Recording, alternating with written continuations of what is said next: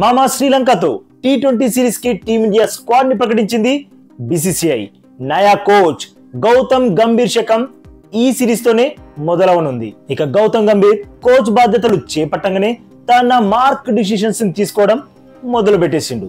అది శ్రీలంకతో సిరీస్ కి టీమ్ సెలెక్షన్ ని చూస్తేనే మీకే అర్థమైపోతుంది. ఇక లేట్ చేయకుండా 3 టీ20లకు టీమిండియా స్క్వాడ్ ఎలా ఉందో చూసేద్దాం. ఈ సిరీస్ కి 3 స్పెషలిస్ట్ ఓపెనర్లని సెలెక్ట్ చేసిండ్రు.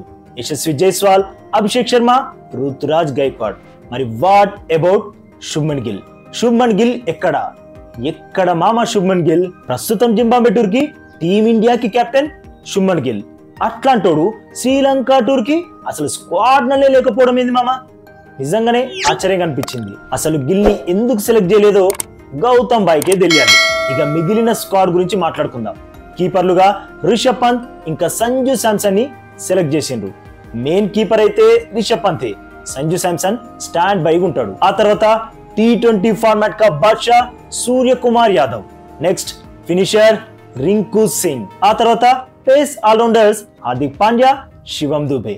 Next spin allrounders Axar Patel, Washington Sundar. ఇక స్పిన్ స్పెషలిస్ట్ కుల్దీప్ యాదవ్. తర్వాత పేస్ విభాగానికి వస్తే మొహమ్మద్ సిరాజ్, హర్షదీప్ సింగ్.